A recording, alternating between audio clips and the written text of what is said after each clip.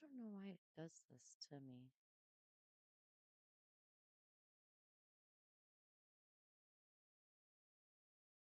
Huh. I don't know why it does that. Is that my notification? It is. Awesome. All right. Hey there. How are you doing? My name is Angel, and I like all things that are mysterious, right? So let me just sign in so I can monitor chat because I have notes on my phone I'm going to use. And it's got a bigger screen on the iPad so I can actually track it better. I just gotta mute.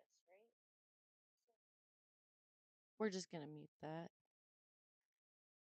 But I hear you guys can hear me and it sounds really good. Amazing. The last couple streams were not good. Bad headset. Also, wireless. So I don't have to worry about getting caught up with the kittens anymore. So, anyways, I do have notes on my phone. I would like to kind of stick with them a little bit. Some people just seem to have fate on their side. Tonight, we're diving deep into real life survival stories, near death experiences caught on camera, and the theories behind luck. Is it just chance or something bigger at play? And that's what we're going to kind of get into, right? So, we're diving into some of the luckiest survivors in history, people who escaped certain death and lived to tell the tale. And yeah, we're going to be looking at real footage, historical stories, and even taking a, well, we're going to be doing a poll to see which one you guys think is the craziest story. So at the very end, I would like to know what you guys think is the craziest one. I'll tell you which one I think is the craziest one. So let's see. Let's get into it. So I already have pulled up. Was kind of monkeying around a little bit before I got into it. So, and we're just going to kind of go from here. I get to go run wild and free. So, anyways, luckiest survivors. Okay. And this was the story I saw that kind of piqued my interest. It says, oh, this is from Bushcraft Buddy website. And it says the luckiest people in survival history. Normally, in an emergency situation, a person's survival normally comes down to their individual skill, knowledge, and what they have to work with. Now, when none of these factors matter, and the reason someone will survive is down to things out of their control. So, here are a few stories of the luckiest people in survival history. And the first one, I know about this guy. I remember when this happened. Harrison Okene, underwater for almost 3 days. Absolutely terrifying. That is a nightmare. He's probably going to be my vote because I absolutely have this huge fear of drowning. So 1000%. But, anyways, during a voyage off the coast of Nigeria in 2013, Harrison O'Keene was aboard a ship working as a chef, can't talk, when one night a storm caused the ship to capsize and rapidly fill with water. Due to the size of the ship, it should have taken a few minutes at least for it to sink. But water rushed in so quickly, the crew below deck didn't have enough time to get to the top deck. After the ship started to sink, Harrison ran out of his room looking to escape, but was cut off by the rising waters and forced to take refuge in a small room at the front of the ship. As it sank, all the oxygen inside moved to the top where Harrison was and compressed slightly due to the outside water pressure building up as the ship traveled towards the sea floor. After almost 3 days, a search team located the wreck and dived to it, not expecting to find anyone alive. When Harrison heard the diving team, he began to bang on the wall and was quickly located by a very surprised diver. He was given scuba equipment and taken back up to the surface and ended up making a full recovery. I don't know how he did it. I would have freaked out and had a panic attack and probably died. Not even from drowning. It would have been just from the sheer terror of being underwater and knowing that I could possibly drown. That's what it would be.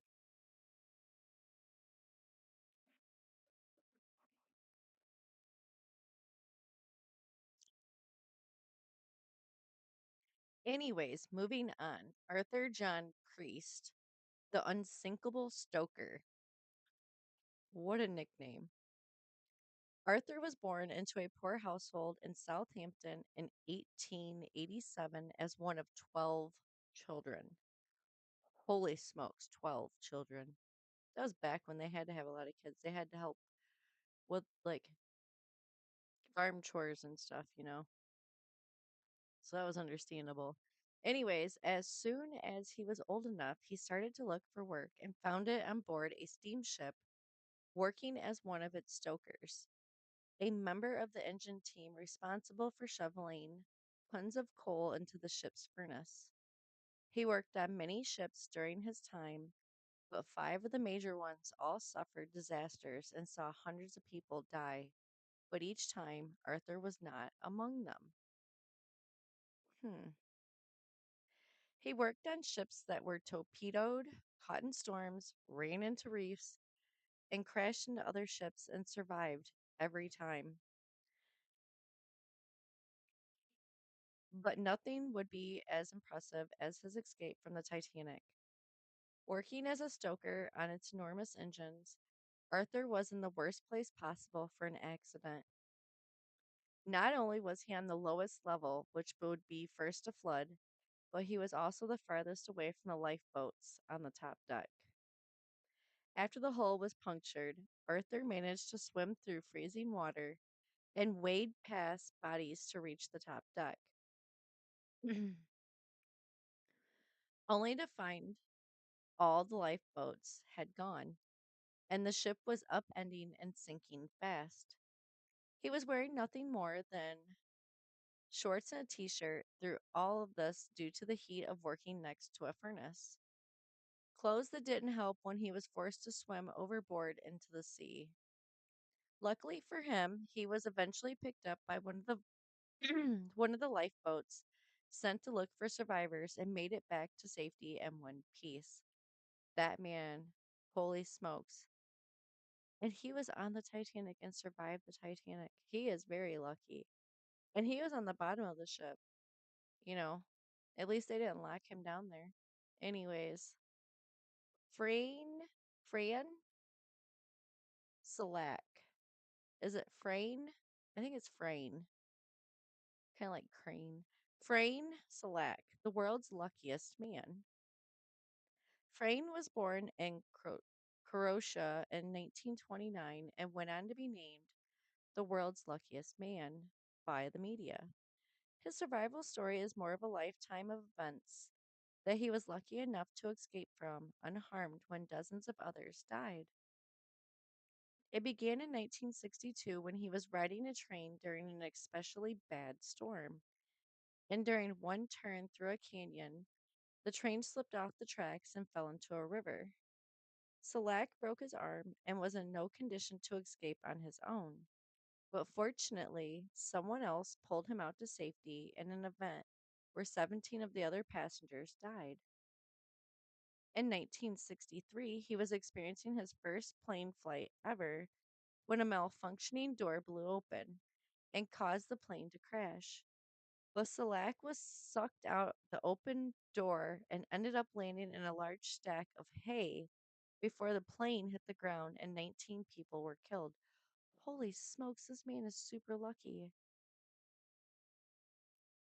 In 1966, during a bus ride, the driver lost control and slid into a river. The bus quickly flooded with water and 4 people drowned. But Selak was able to swim to shore with nothing more than a few bruises and small cuts. During the early 1970s, he would avoid 2 major car accidents, the first of which was avoiding an engine explosion just in time after his car caught fire while driving. Holy smokes. This man. The second involved his car engine getting sprayed with oil, from a faulty fuel pump and igniting, sending flames shooting into his car through the vents. Holy smokes. But again, Selak escaped unharmed, apart from some singed hair. His last escape was in 1996. Holy smokes.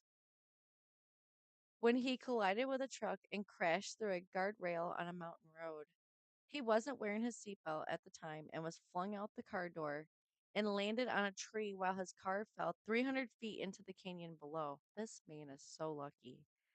That was his last escape from death, but not the last of his luck because in 2003, 2 days after his 73rd birthday, he won the lottery. This man, he is deaf. Okay, I know drowning could be, but this man survived so many different things, like severe things, plane crashes, train crashes, car accidents, and then he won the lottery. I love that story. Frane Selak. Well,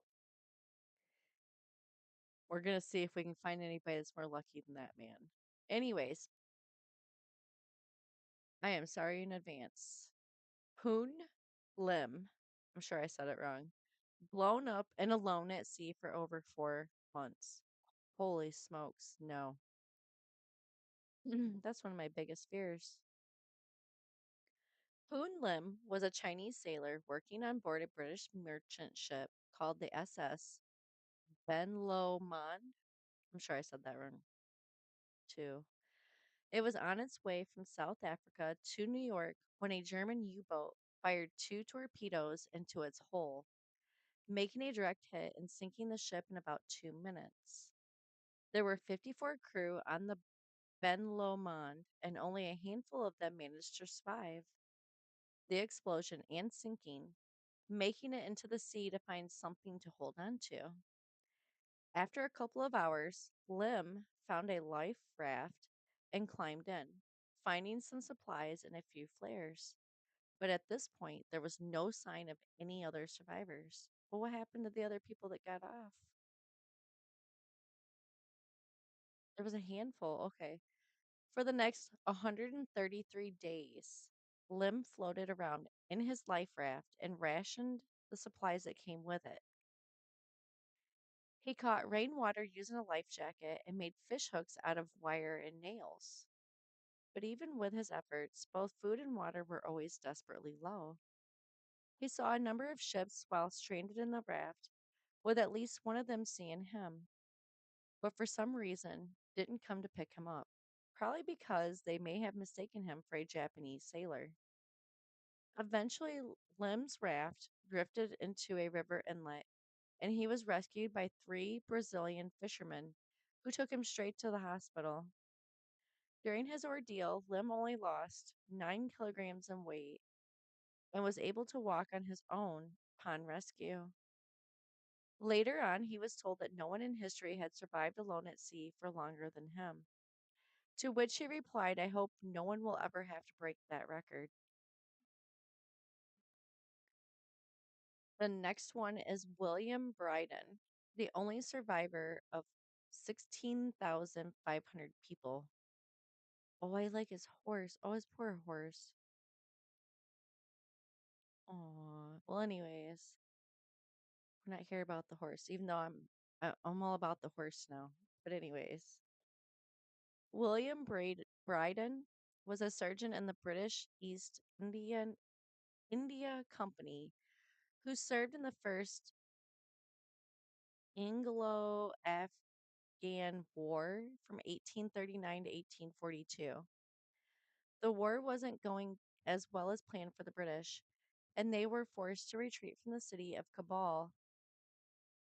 What's the matter, Zeus? Do you want out?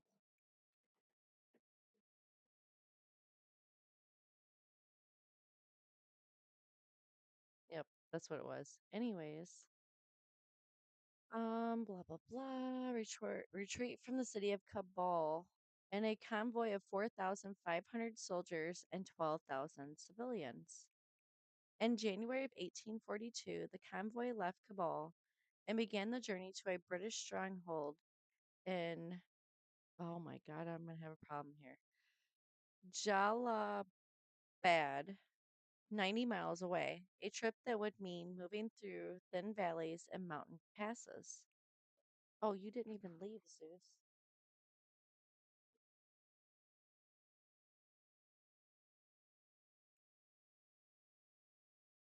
Um, almost right away, the attacks came from angry locals and small tribes, picking off the occasional soldier or civilian here and there. But further along the journey, two powerful warlord, warlords, it's going to be a tongue twister day, I see, joined in, and the attacks became bigger and more organized. The convoy was attacked at every opportunity, and hundreds of people were cut down in each attack. Breaking up the convoy into a number of smaller groups, one of the remaining groups of soldiers made their last stand at a place called Gandamar on January 13th, 1842, on a snow covered hilltop, but every one of them was killed or captured and never seen again. Brydon was in one of the forward groups trying to get to Jalabad as quickly as possible and was part of a small group of 12 mounted officers. They were also attacked constantly, and Brydon barely managed to escape with his life on numerous occasions. After they killed the other 11 people he was with, along with his horse,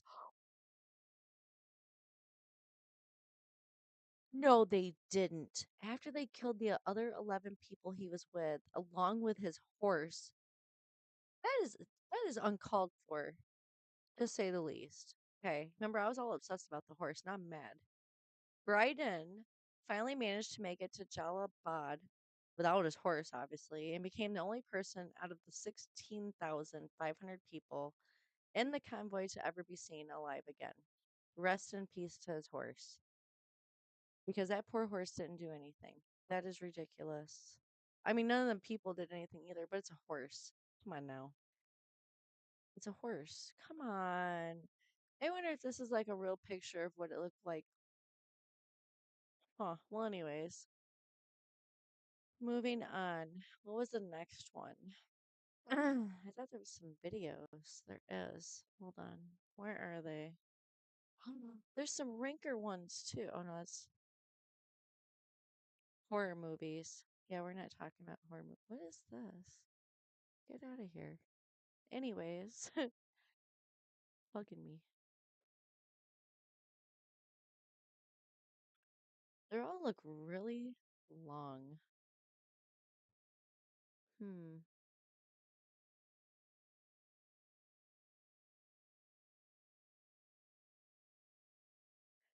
Oh, there's a Mr. Beast one. Huh. I thought that was him.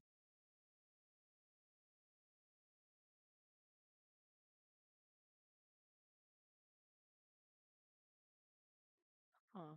What's this one? No preview. What's it called again? The luckiest person alive. I don't know if there's going to be any videos.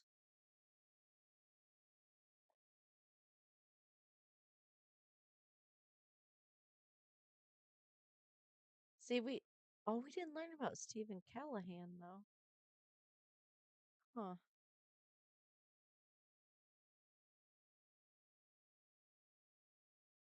You guys know I'm looking at this puppy, right? Yeah, I got issues. Let's watch this really short video. Who's it by? Paint Will Tell. It's 4 minutes and 51 seconds. So we talked about Harrison Okene.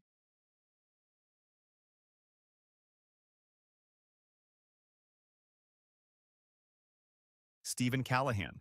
It was supposed to be just another relaxing day on the water. In 1982, Stephen Callahan, an experienced sailor, set off on a solo trip across the Atlantic. He had built his own small sailboat, named the Napoleon Solo, and was ready for adventure. But just a week into his journey, disaster struck. One night, a violent storm rolled in. Powerful waves slammed into his boat. Then, bam!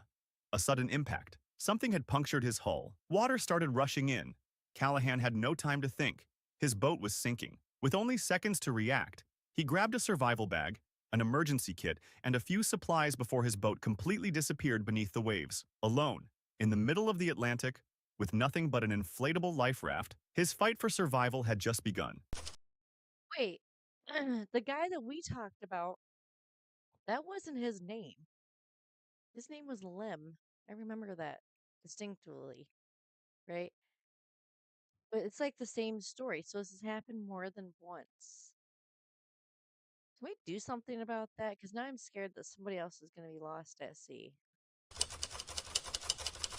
The days were brutal. The sun was relentless, burning his skin. He had limited water, barely enough to last a few days. His only hope? A small solar still to convert seawater into drinkable water.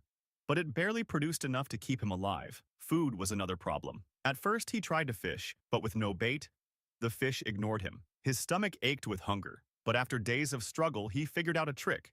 He used pieces of his own clothes as bait, and finally, he caught his first fish. As if starvation and dehydration weren't bad enough, Callahan soon faced another threat. Sharks. One night, as he drifted under the moonlight, he felt a sudden jolt. Something had hit the raft.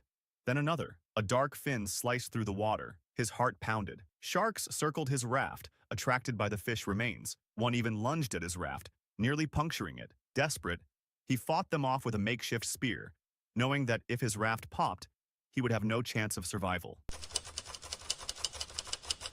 By day 60, Callahan was barely holding on. He had lost over 30 pounds. His body was weak, his mind was slipping. He started hallucinating, seeing boats that weren't there. But then, on day 76, a miracle. A group of fishermen off the coast of Guadeloupe spotted something unusual, a small tattered raft drifting in the waves. As they got closer, they saw a man inside. Skin burned, eyes hollow, barely alive. Stephen Callahan had survived 76 days alone at sea. Harrison Okene. Imagine waking up to complete darkness, the sound of water rushing in, and realizing you're trapped at the bottom of the ocean with no way out. This was the horrifying reality for Harrison Okene, a ship cook who survived an impossible 3 days underwater with nothing but Coca-Cola to drink. But how? How did he make it out alive? This is his incredible story. It was May 26, 2013. The Jascon 4, a tugboat supporting an oil tanker, was sailing off the coast of Nigeria. On board were 12 crew members, including 29-year-old Harrison Okene, the ship's cook. It was early morning. Harrison was in the bathroom, half asleep, completely unaware that within seconds, his world was about to turn upside down, literally. Without warning, a massive ocean swell struck the vessel. The Jascon 4 capsized instantly, flipping over and sinking straight down to the ocean floor, 100 feet below the surface. Most of the crew never even had a chance, They but didn't. somehow, Harrison They didn't mention that in the story we read about him, so we learned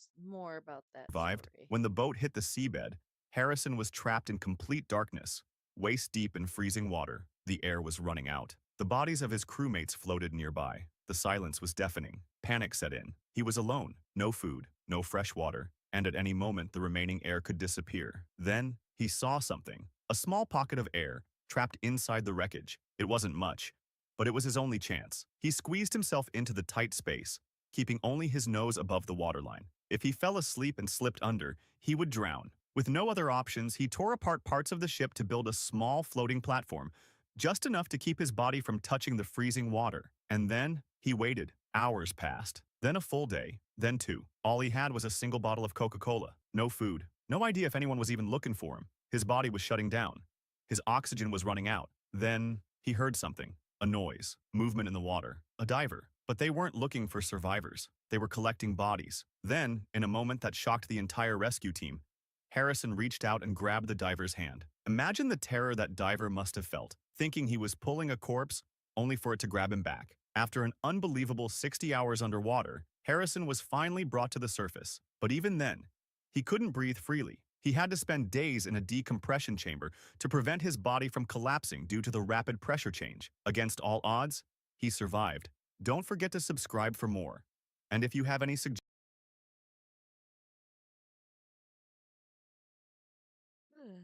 Today is a busy day for me.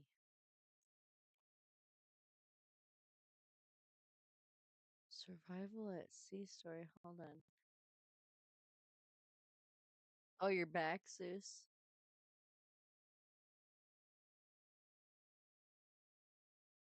Yeah, Poon Lim. See, he had the same story as that other guy, though. Wait, Mental Floss.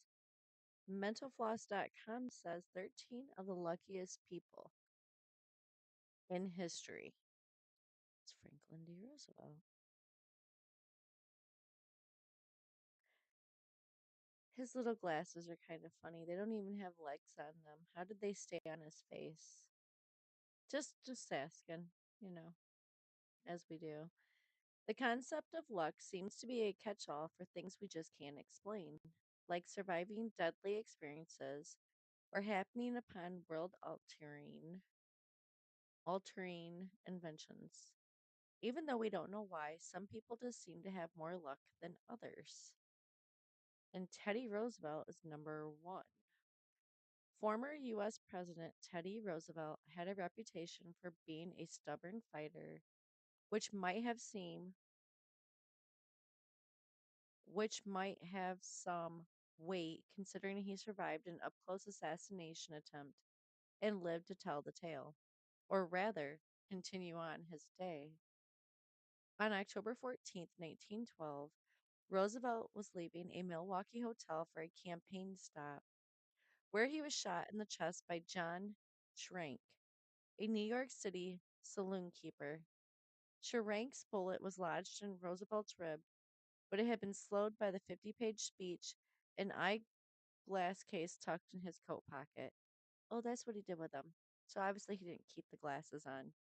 But anyways, Roosevelt refused medical attention and addressed his audience with a 90-minute speech saying it takes more than that to kill a bull moose. That's funny. Number 2, Vesna Vulovic. Serbian flight attendant Vesna Vulovic, I'm sure I said her name wrong too, was incorrectly scheduled to work on January 26, 1972. Mistaken for another coworker named Vesna, Vulovic went to work greeting passengers on board a flight from Copenhagen back to Yugoslavia. But within an hour, she laid among aircraft wreckage in Czech, Czechoslovakia.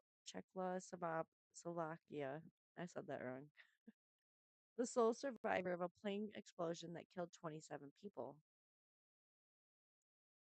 In the crash landing, Volvovic allegedly fell 33,300 feet, trapped inside the plane's fuselage. While she was initially paralyzed and sustained a variety of broken bones and fractures, she spent 16 months in the hospital after the incident. Vulovic fully recovered without any memory of the fall. The Guinness Book of World Records recognized Vulovic for the highest fall survived without a parachute. Though recent investigators believe crash details were altered for propaganda purposes. What were the propaganda purposes, though, or uses? Anyways, number 3 is Adolphe Sax. I'm sure I said that name wrong. Hey, there's no picture, though. All right. Anyways, Belgian musician and inventor Adolphe Sax is best known for his reedy namesake instrument, the saxophone. Oh,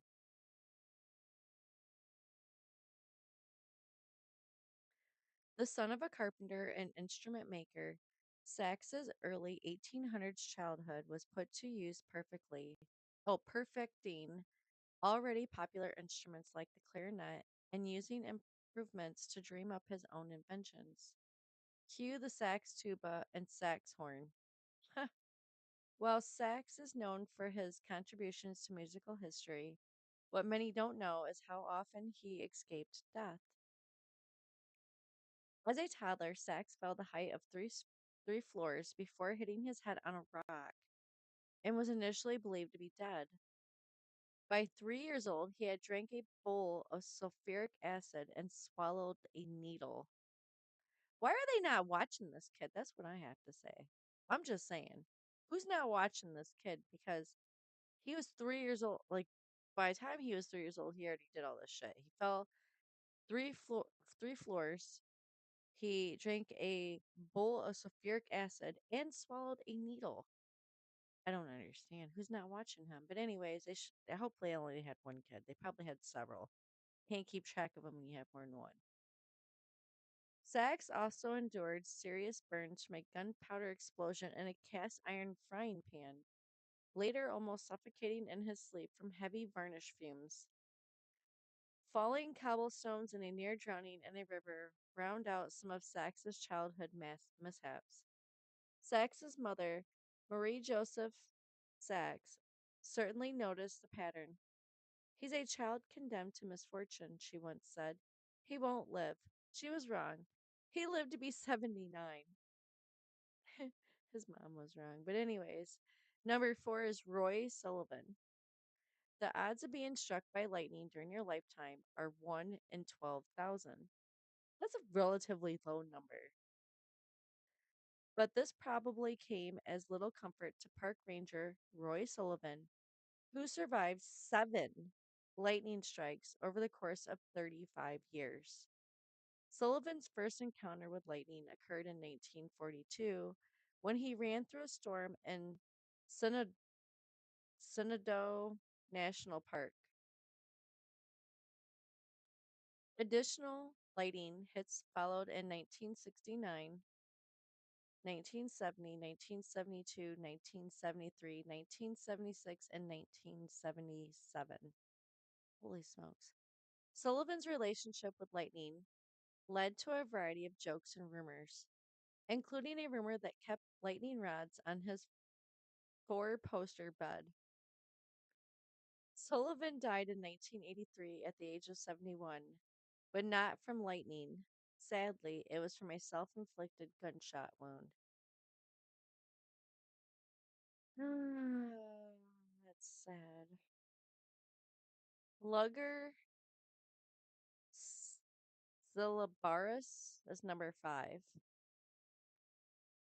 Ludger Sylbaris was known in the early 1900s for his sideshow tales of surviving a volcanic eruption on the island of Martinique. Martinique.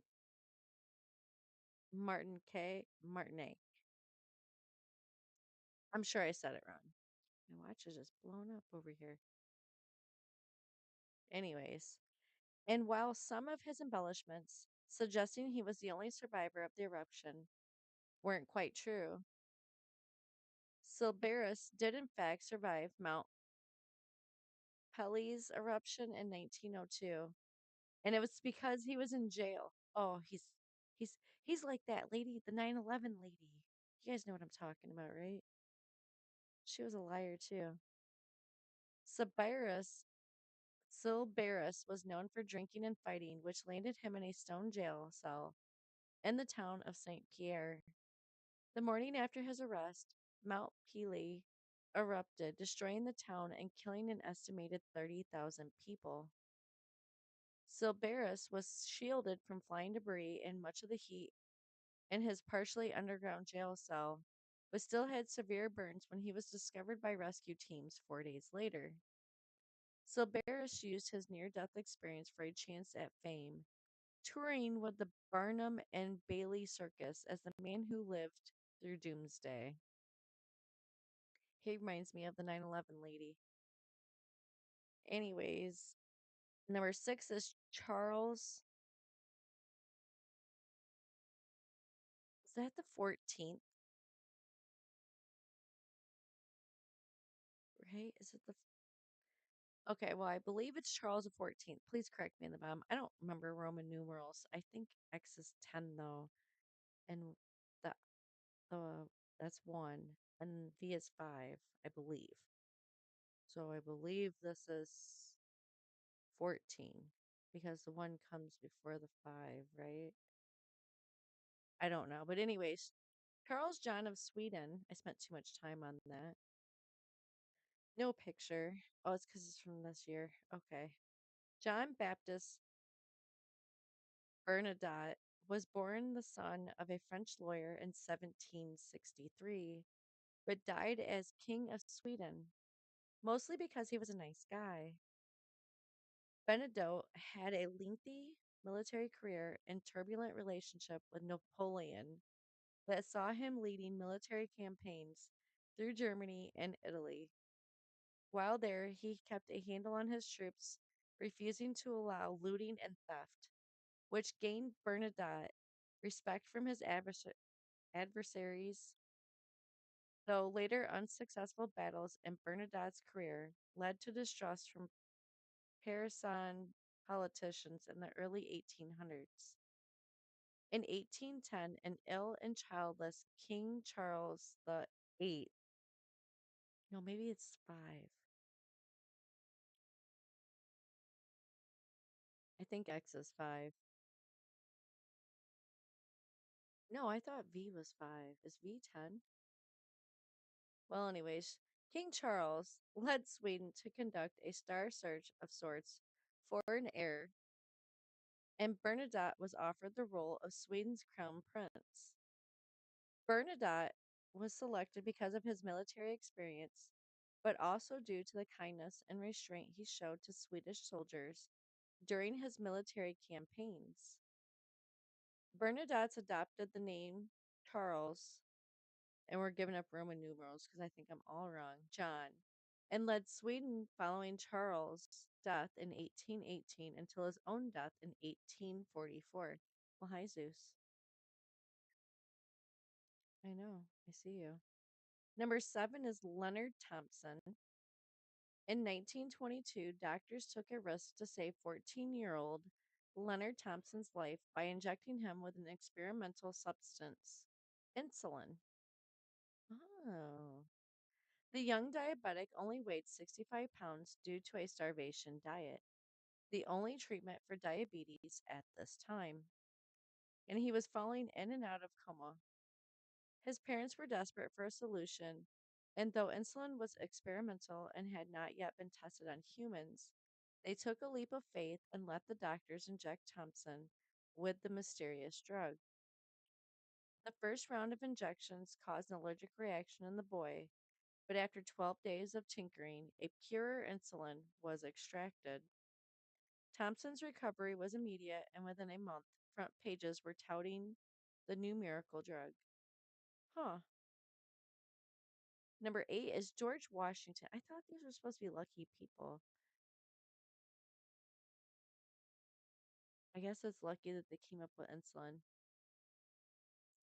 It sounds like they were tinkering around with it. But, anyways, George Washington is number 8.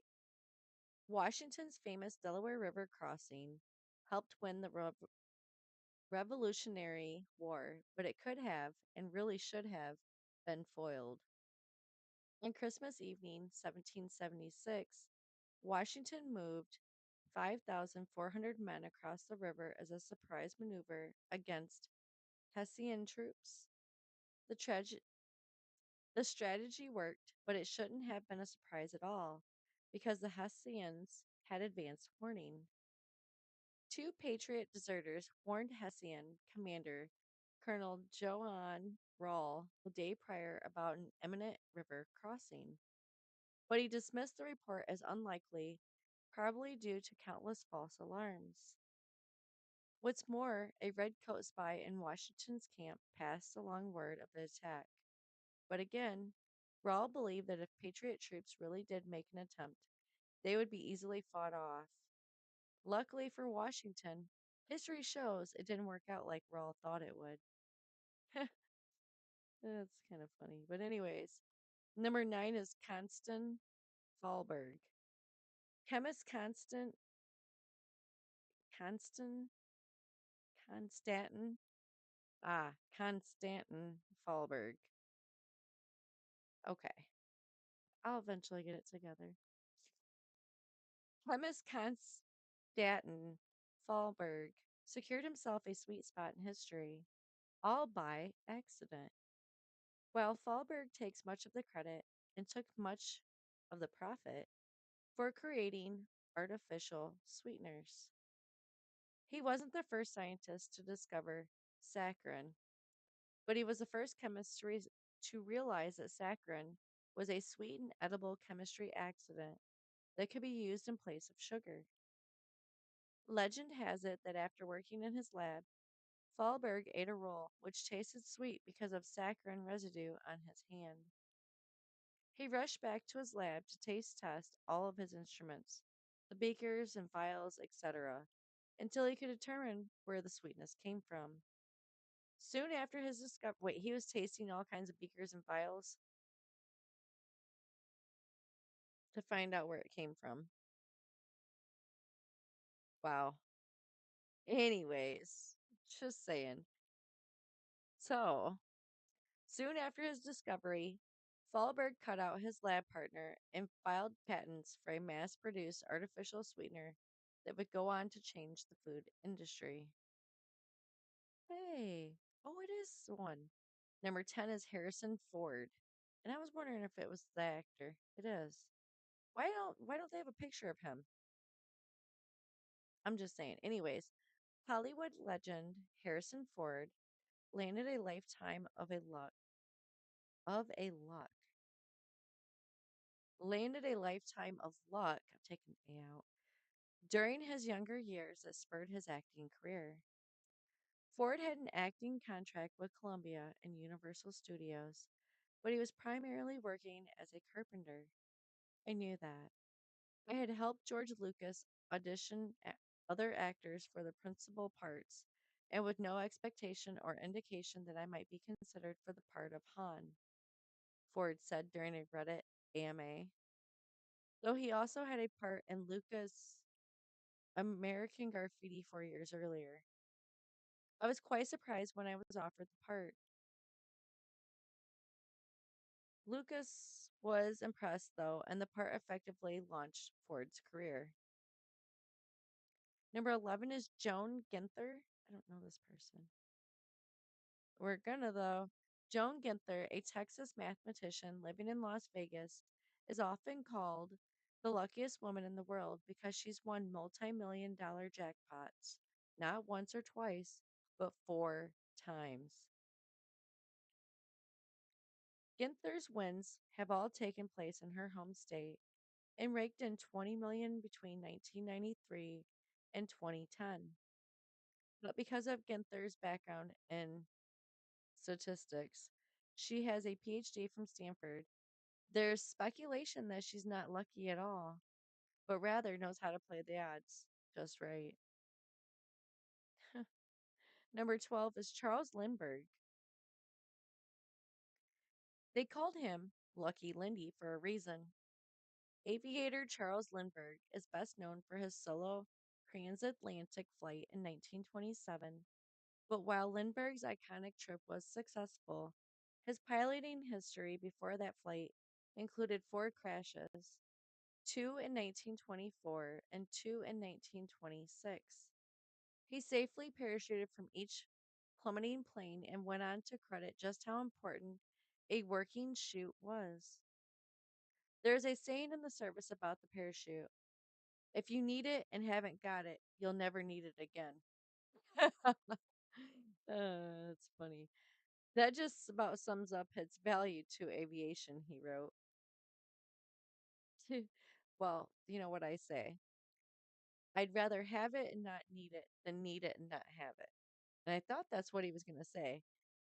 And that's why I giggled because that's not, he's like, if you need it and haven't got it.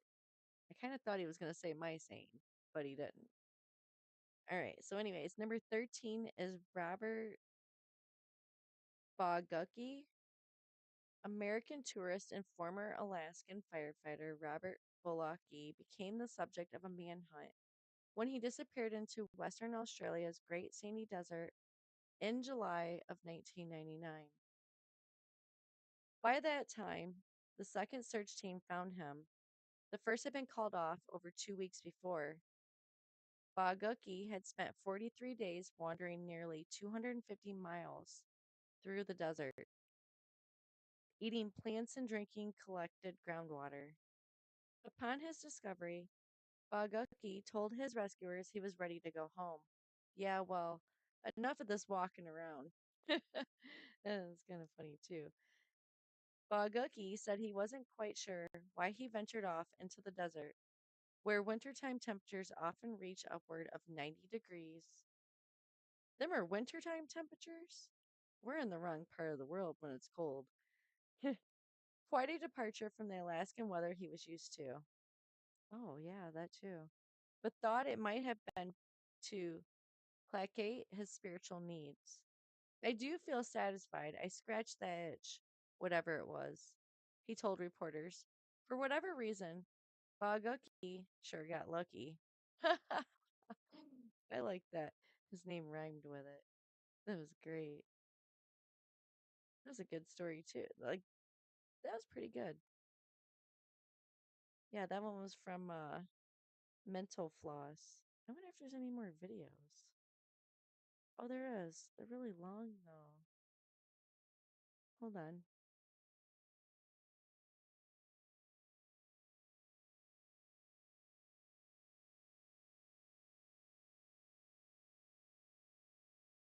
True story. Selak was on a train when it fell into a river. He fought against the raging water and barely escaped. When he reached the riverbank, he realized all 17 other passengers had drowned. A year later, still shaken by the train accident, Selak chose to fly. Moments before landing, the plane's door suddenly burst open. Selak and a flight attendant were sucked out. Miraculously, he landed in a haystack and survived. All 19 others on board died. Determined to avoid planes and trains, Selak took a bus to Dubrovnik, but fate struck again. The bus fell off a bridge into a river.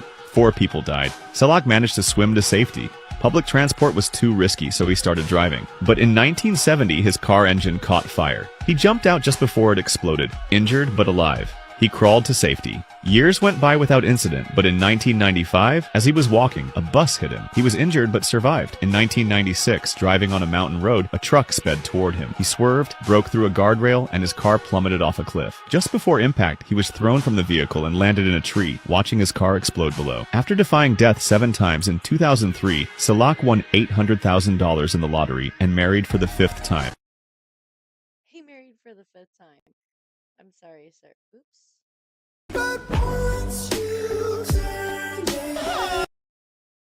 Me and him have something in common. We're unlucky in love. He's lucky, but unlucky in love for his 5th marriage. Absolutely not.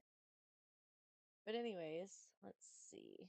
That was the part that we didn't hear about. We kind of knew about everything else.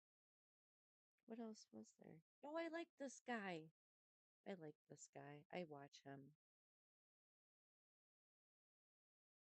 So this is a photo of the Twin Towers during 9/11, but you've probably never even heard of this building before. It was the Marriott World Trade Center, a hotel located in the worst possible spot, right in between these 2 towers. On the morning of 9/11, a lawyer named Frank Rossano was actually sleeping soundly on the 19th floor of this hotel when he suddenly awoke to the sound of the first plane hitting the North Tower. For some incomprehensible reason, when Frank looked outside, he wasn't too concerned, so he just went back to bed. It wasn't until the second plane hit the South Tower a few minutes later that Frank finally got up and turned on the news. But even when he properly saw everything that was happening literally right above him, Frank still figured that it was just a minor incident, and that he would be fine. So he simply turned off his TV and made what he would later call the single worst decision of his life. He took a shower. But as he was slowly getting dressed and packing his stuff to leave for the day, the South Tower suddenly collapsed, basically directly on top of the Marriott. When Frank saw and felt the mountain of concrete collapsing onto his building, he was sure he was dead. But luckily, a firefighter named Jeff Johnson just so happened to be near his floor, and was able to quickly help him get him to safety and survive the horrible tragedy. Wow. Oops. I keep doing that. Doot, doot, doot. No, we're not watching Project Zomboid. Yeah, I've seen a lot of 9/11 survivor stories too. 13 people who survived the unsurvivable. Oh, this guy, we heard about him. Yeah, we've heard about him a few times now. I'd have to say, I'm going to agree. Frane Selak is the luckiest person in history. This man, the guy that won the lottery. But he had 5 marriages. But you know what? He was still very lucky. He survived 7 times where he should have died. But anyways, I don't really have anything else. If you guys don't have anything else, I'm gonna go get ready for bed. It's been a long day for me. It's been a long week for me. It's been a long month for me. Um, I've just been tired. I feel like I can't get enough sleep anymore. But anyways, because everything going on. I appreciate you so much for watching my video. I hope you have a great rest of your night. And if you liked this video, go ahead and give me a thumbs up. If you would like to see more videos like this, go ahead and subscribe. And as always, I appreciate you.